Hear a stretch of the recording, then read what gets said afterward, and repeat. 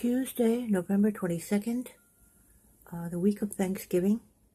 What's showing on Facebook for about an hour now are beautiful images of the aurora borealis, what's known as northern lights, the magnetic wavelengths that leave our planet, and light gets captured in them, and that's what you see as the northern lights. It's Thanksgiving week, and the authorities in Dakota are being a hypocritical disgrace in trying to overtake the land that technically, by way of a treaty with the indigenous Native American people, belong to them. And so the Dakota pipeline is an attempt to invade on Indian territory, and therefore they are a hypocritical disgrace. I hope they choke on their turkey.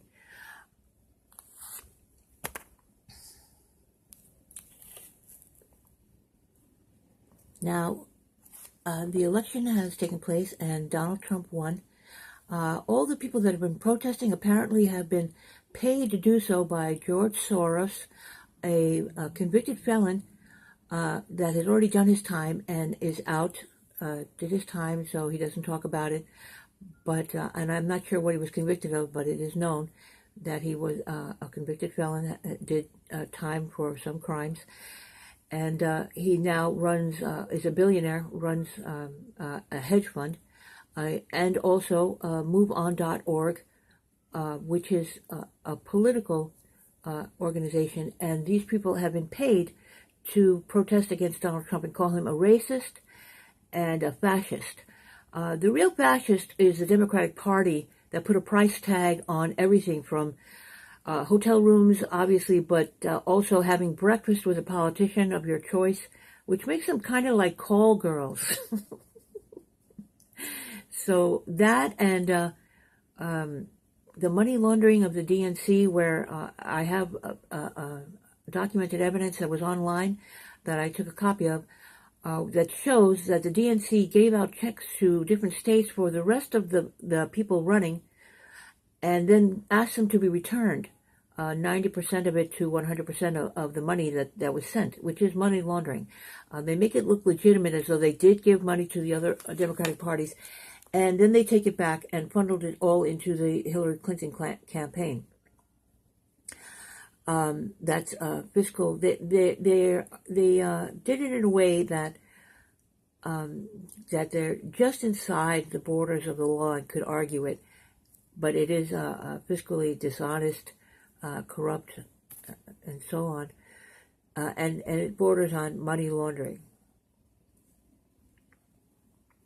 The DNC colluded with Hillary Clinton on arranging all of their funds to be funneled into her campaign, and for the honest voters chose a competent senator from Vermont who has many successes to his name in his 40 years in Congress as the who would be the candidate of the Democratic Party, and they defrauded all of the voters a dozen times, including election fraud and rigged elections, names erased from polls, registered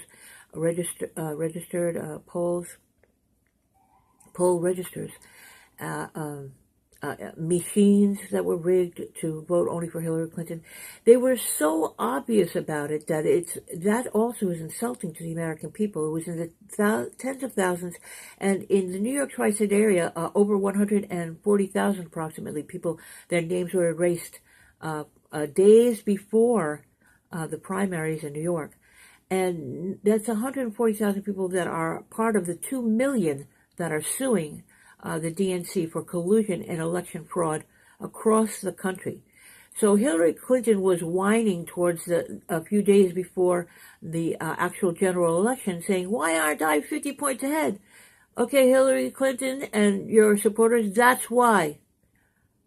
Election fraud across the country, you smirking about it on stage and on camera. That's why you didn't win.